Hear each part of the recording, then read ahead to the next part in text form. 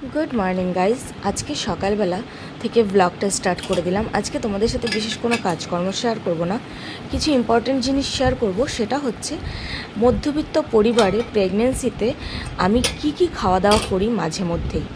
তো আমি কিন্তু সারাদিনের রুটিনটা শেয়ার করছি না এখানে, আমি মাঝে মধ্যেই যা খাই, যেহেতু আমার শরীর ভালো নয় তো সেই জন্য যতটা পেরেছি ক্যাপচার করতে ততটাই ক্যাপচার করেছি।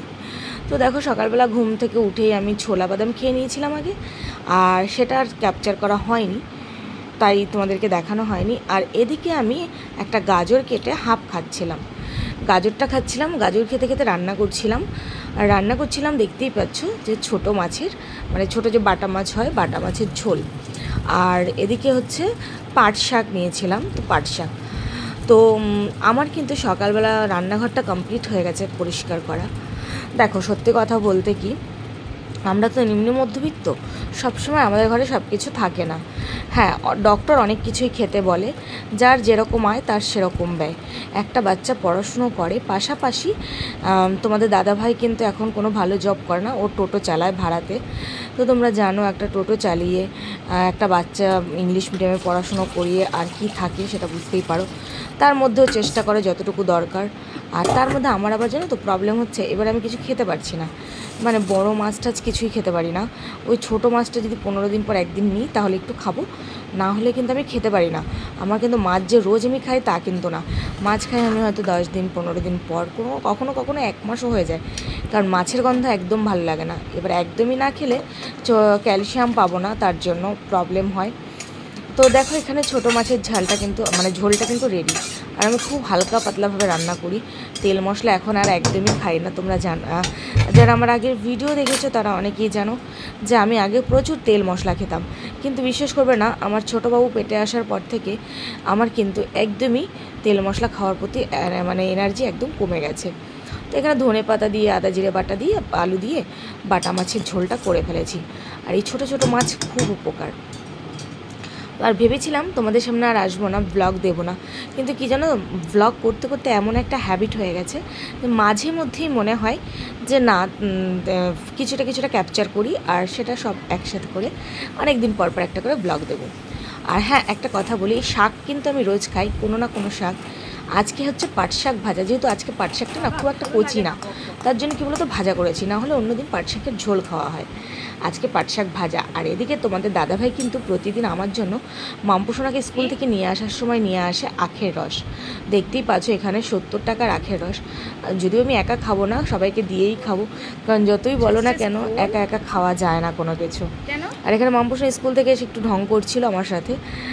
তারপরে আমি কিন্তু দুপুরবেলা খাওয়া দাওয়া করেছি মাছের ঝোল, শাক ভাজা দিয়ে ভাত। আর এটা হচ্ছে আবার তার পরের দিন, কারণ তার পরের দিনও না, তারও 3-4 দিন পর, কারণ আমি তো বললাম রোজ আমি রেগুলার ব্লগ করতে পারি না, একটু ব্লগ করি, আর একটুখানি ক্যাপচার করে তোমাদের সাথে আজকে শেয়ার করছি। আমার চোখ মুখের অবস্থা দেখেছো, পুরো ফুলে গেছে। আর আমার জানো তো এই প্রেগনেন্সিতে কি ক্রেভিং হচ্ছে, পান খাওয়া, মানে পান খেতে খুব ভালো লাগে, কিন্তু আমার শাশুড়ি মা একদমই দেয় না। আজকে মনে হয় অনেক বলে কয়ে তারপরে প্রায় 1 মাস পর মানে বলছে ঠিক আছে খাও একটুখানি। তো একটুখানি পান, সুপুরি, চুন দিয়ে নিয়েছি, আর বিশেষ করে না এতটা অমৃত লাগছে।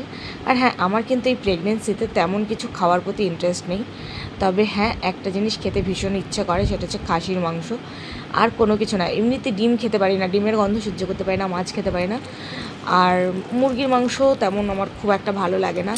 কিন্তু আজকে রাতের বেলা মাঝখানে জানো তো আমার খুব শরীর খারাপ হয়েছিল, মানে হাত পা কাঁপছিল ভীষণ পরিমাণে, একদমই প্রোটিন জাতীয় তেমন কিছু খাওয়া হচ্ছিল না।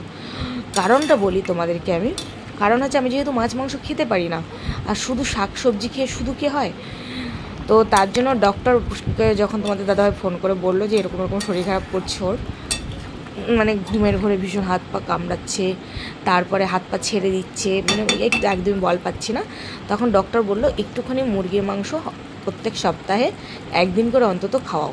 তো তারপরে দেখো আজকে তোমাদের দাদাভাই রাতের বেলা মুরগির মাংস নিয়ে এসেছে, আর মুরগির মাংস গন্ধ আমার একদমই ভালো লাগে না, কিন্তু কী করবো, তারপর সবসময় তো নিম্ন মধ্যবিত্ত ঘরে খাসির মাংস সম্ভব নয় বলো।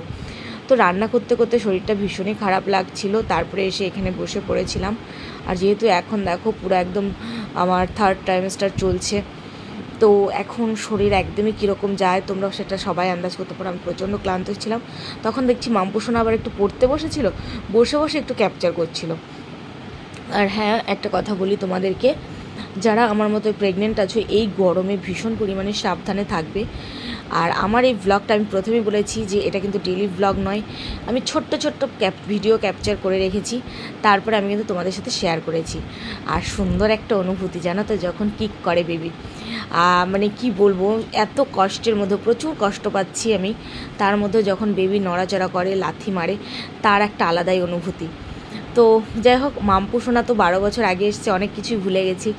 আর 12 বছর পর কিন্তু এই আবার মা হওয়ার স্বাদ অনুভব করছি, একটা আলাদা অনুভূতি। দেখতে দেখতে দিন ঘনিয়ে আসলো, আর কয়েকটা দিন পরেই কিন্তু তোমাদের নতুন ছোট্ট মাম্পুসোনার ভাই হোক বোন হোক চলে আসবে।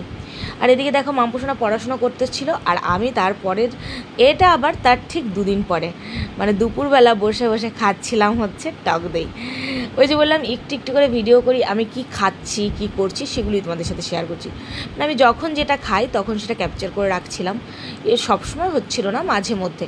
তো টক দইটা কিন্তু আমি প্রচুর খাই, কারণ এখন আর যেহেতু দুধ খায় না, প্রচুর গরম প্রচুর গরম, তার জন্য কী বলো তো, তোমাদের দাদাভাই আমার জন্য রোজ 1 প্যাকেট করে আমুলের টক দই নিয়ে আসে। আর সেই টক দইটা খাওয়া কিন্তু শরীরের পক্ষে ভীষণ ভালো, শুধু খায় না, চিনি